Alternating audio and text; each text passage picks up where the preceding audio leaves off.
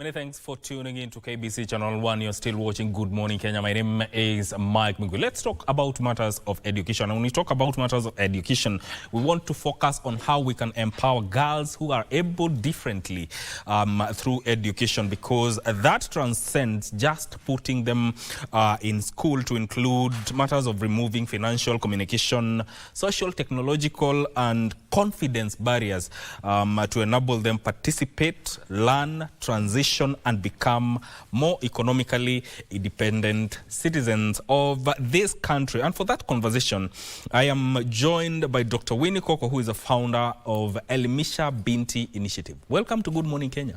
Thank you. It's a pleasure to be here. How are you doing this morning? I'm doing very well. Yes, let's get into the conversation. And when we talk about, matters of education, yes, it's usually viewed as the great equalizer. Yet when you look at girls who are able differently, they continue to face barriers. We're talking about matters of enrollment, even cases of retention and completion. Yeah. Why are we still facing this? Are they still facing these barriers from your perspective?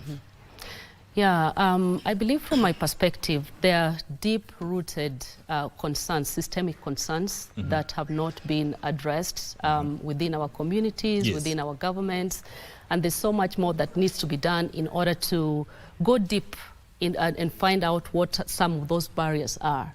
Yeah, I believe the biggest problem is systemic. Systemic. Yes. Yeah. And when you look at it, are we still measuring success by whether these girls get into schools rather than whether they actually learn, complete their education, and they transition to become independent, economically independent? Yeah, I think when it comes to measuring success, for example, given what I do myself, I believe measuring success is supposed to be a holistic approach. And so how are we ensuring that these girls are economically, civically, and educationally empowered so that they develop into these wholesome individuals who are whole in each and every aspect of their lives? And so I believe measuring success should come from the aspect of making sure that they're not just going to school, but how are we going to incorporate them into the community beyond schooling? How do we ensure that there are better transition services that are going to enable them to get into the job sector, for instance, or into entrepreneurship after school? And how are we ensuring that they are also economically and civically empowered in order to achieve what they need to do as grown-up adults who are able differently? Yeah. And let's say a girl who is able differently may be present in school, but unable to follow the lesson. Yes. Probably because they cannot hear, probably because they cannot access learning materials or communicate effectively. So at what point should we stop calling this access to education and recognize it as a failure of inclusion? Yes. Yeah. At what point should we term it as, should we not see it as just access to education? Because that is different. To a point where we see it as a failure of inclusion. Absolutely, I hear you, because those are two separate things. So when we're talking about access, it's just that aspect of giving that basic access to education. In other words, providing the mechanisms through which these girls can go to school. And that is very different from inclusion, because you can bring this child to school, and I have some examples of some of the girls that I educate. I mean, I bring them to school, but they share with me some of the concerns that they go through, particularly in the school environments where they are. And so you find that the aspect of inclusion has different things to it. For instance, if a girl who is deaf and hard of hearing goes to school, she's not just going to go to school and sit down and learn from the teacher, but there has to be an interpreter. There also has to be, they have to be positioned in places where they're able to see the teacher correctly, because some of them can lip read. And so positioning and even providing the resources that they need in order to access education, because giving them that opportunity is one thing, but inclusion really involves so much more than just giving them access to that education. How are you going to provide structures to enable them to succeed in that schooling that you provided for them? And so I think both are very important aspects that need to be put together. in order to bring the success that we want to have at the end of the day. Because the infrastructure and personnel for that is also important to make sure that it's inclusive. Absolutely. And you know, girls already face maybe hindrances or barriers that can include domestic responsibilities, poverty. There's also cases of early pregnancies. And you know, and when it comes now to being abled differently, there could be cases of stigma, inaccessible infrastructure, all those hindrances. So how much more difficult is the education journey?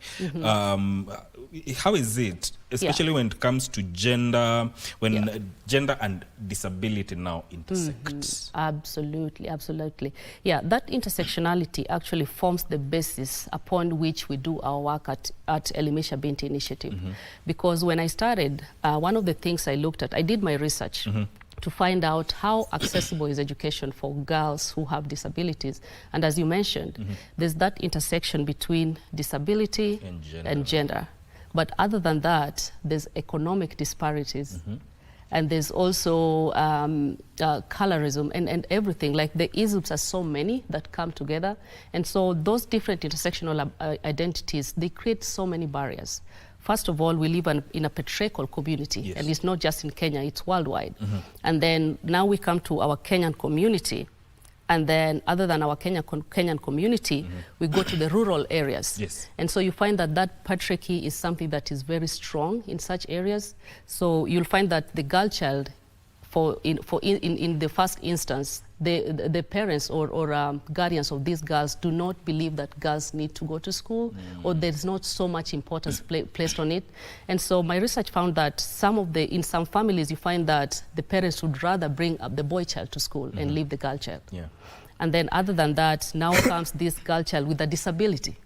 So that added layer really creates so many barriers that prevent them from getting equal access into education and even other spheres of life. And culture has played a role in it. Absolutely. Culture, especially when it comes to stigma of girls or those who are able differently. Absolutely. And speaking of the rural dimension, you know, a girl living with this disability in an urban center may have probably access to specialized schools, assistive technology, that may be unavailable in the rural areas. So how does geography determine the education opportunities available now to girls with disabilities in the country? Absolutely, I hear you, and that's a very good question. Because if you look at the urban centers like Nairobi right now, when I go to different schools in Nairobi, much as some of the schools have facilities, a lot of schools, especially government schools, do not have adequate facilities. And so when you go to the rural areas, the situation is even exacerbated, particularly I think because of the economic status of the people who live in the rural communities. And so I've seen schools where children are still learning under the trees, the classrooms with no windows, no blackboard and all of that. And so I don't believe, but I do know that in the rural communities, for sure, there's not enough resources that can adequately educate not just a child without disability, but now the ones with disabilities are even more impacted because of lack of access to those basic supports that they need to find in a basic classroom that you see in the urban areas as compared to the rural areas. So for them, probably when we say basic education is free, for them it's not really free, because if in the rural areas the parents has to meet some needs, then that becomes another problem. It becomes a problem. It becomes a big problem because, for instance, the girls that we sponsor through Elimisha Binti Initiative, these are girls who are coming from very economically disadvantaged backgrounds, and you find that the fee that they pay for boarding school, I believe it's around 60,000 Kenyan shillings, but the government covers a huge part of it. And so the small part that is left, which is approximately $150, or I'd say around 12,000, 15,000 Kenyan shillings, not so many of them can afford that. even that 15,000 shillings, the little portion that has been left for them, they cannot really afford that. And so that's how we come in. And we find that with our little resources that we have, we are able to pay for them and they can access school through that, in that way. And speaking of that initiative, you focus on deaf and hard of hearing girls, especially in rural areas of the country, and you provide support, as you have said. Yes. Through that model, what does it reveal about the kind of barriers a girl must overcome before education can actually become an empowering experience? The kind of barriers that they need to overcome. Yes, before that education we are talking about become an experience, an empowering experience. As we had mentioned earlier, they have those intersectional identities that they have to go through each and every single day. So they have to overcome gender bias. They have to overcome disability, the bias that concerns disability or the stereotypes that come with a disability. And they also have to overcome economic challenges that bar them from accessing these basic education needs that they have.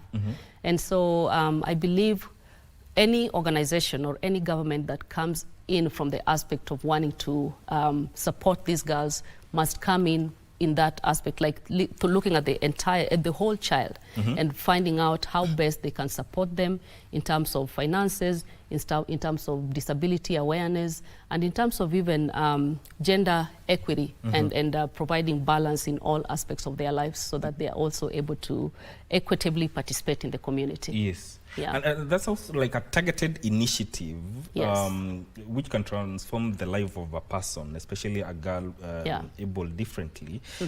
But then again, it cannot replace a national education system. Absolutely. Where should we draw the line between what we can do realistically and what ultimately remains as the responsibility of the government? I think the education of any child is the responsibility of the government. I mean, in every country that you go to, the education of the child is the responsibility of the government. And our government has done so much. As I told you, for instance, the fees that those girls pay, the government is already paying about 80% of it. So the little percentage that is left is the responsibility of the parents. And so I believe the government still needs to come in. It is their responsibility. But we also have the private sectors. Just as we try to provide the little support that we can in order to supplement what the government is providing. We're not supplanting. In other words, we're not taking over the role of the government, but we're just supplementing. How best can we support these people who are so forgotten?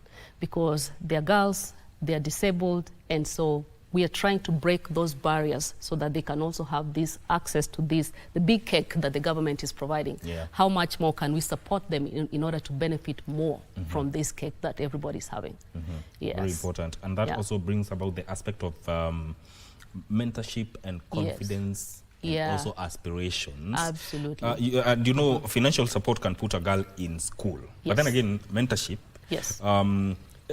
can influence whether she believes she belongs there and what she imagines doing after school. So how important is this representation in changing the aspirations of girls who are abled differently? In terms of mentorship? Yes. So mentorship is one of the aspects that we do at Elimisha Binti Initiative. We are not just providing financial support, but we are also providing Christian mentorship. And we are also providing personal hygiene items, because we're not just going to bring a child to school who does not see a role model somewhere that may inspire them, so that when they finish school, they may want to be like that person who was mentoring them. And we also do not want to bring a child to school who does not have lotion to put on her body, or who does not have bathing soap to wash her body. And so we are providing this holistic approach, but mentorship is a very big piece. And we term it Christian mentorship because we really think, we feel that having these children develop not just physically, their spiritual lives need to be taken care of as well. And so we come in through that aspect, but we also bring in deaf individuals who have been successful, who have gone through school and who have been employed. Inspiration. Inspiration, exactly. So we have a few who have gone through our system and they're already working. So anytime we're going to do our mentorship sessions, we bring them with us. And they're able to talk to the girls. They're able to see like, hey, this was a girl just like me, going to the same school as I, and she graduated and right now she's working. And so it's a very, very big piece of it that we really focus on as well. You know, sometimes there are societal expectations, sometimes unconsciously, that lowers expectations of children and even girls with disabilities. That is what I want us to talk about once we come back from this short break. Stay with us. All right, welcome back. We're still talking about empowering girls with disabilities through education with Dr. Winnie Koko, who is the founder of Elimisha Binti Initiative. Now, what should we do differently if we are going to achieve this empowerment for girls who are able differently? What should we do differently as a country? Yeah, absolutely. Yeah, I think as a country, there are so many opportunities for improvement that are there. Elimisha Binti Initiative may be doing just a little portion. We could be just a grain of sand in the ocean. But then the larger responsibility relies with our government and also our community.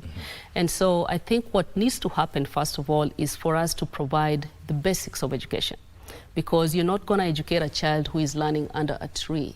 We're not going to be able to make better the life of a child who goes to school without meals. And so how are we providing these basic requirements in order to have a child who can fully participate in the classroom and have the mental fortitude to stay in that classroom?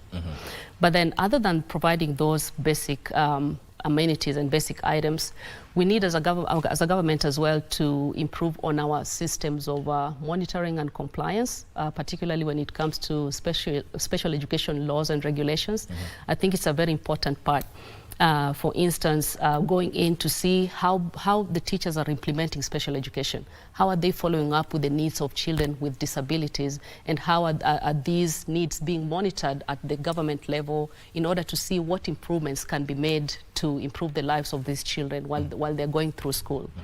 And also the other big thing I think is advocacy, especially when it comes to the education of people with disabilities. You find that oftentimes the community do not have awareness of what a disability is, or even if they do not have that in-depth knowledge of how to support people with disabilities. I think you watch this comedian who at one time got a child who had been chained for a very long time. And so instances like that is just one instance. But there are so many of them out there. And so I believe with advocacy and proper messaging being put out there about people with disabilities and what they can actually do, I think it would be very important and will change the community's aspect or perspective of persons who are able differently in order to bring out positive outcomes for all of them. Very important. Everybody has a role to play in that aspect. Should we establish specific national targets for maybe enrollment, retention and completion of transition girls with disabilities instead of allowing them to disappear with broader education statistics? Yeah, exactly. And that is where compliance comes in. We have to have laws and regulations that really take care of the plight of persons who are able differently. And of course, laws that go deeper into looking at the layers of identities that they have in order to be able to provide the needs that they have. But then it all boils down to compliance. How well are they implementing these policies and procedures, and how well are they following up with implementation? And so I believe that if it's looked at from that aspect, we're really going to have good results for persons with disabilities who are going through schooling. And finally, how should an all-inclusive education system look like? And I'll take that as your closing remark. Yeah, absolutely. So I believe a whole inclusive education system must look at the whole child. Are you providing for the emotional needs of this child? Are you providing for the financial needs of this child? Are you providing for the physical needs of this child? So looking at all those aspects we need to, even when we're developing our laws and regulations that pertain to the education of all children, we have to look at all those 4 aspects, which I believe our government does have, but there's always room for improvement. We have to put everything in place, look at all those laws and regulations, and put in structures in place for proper implementation.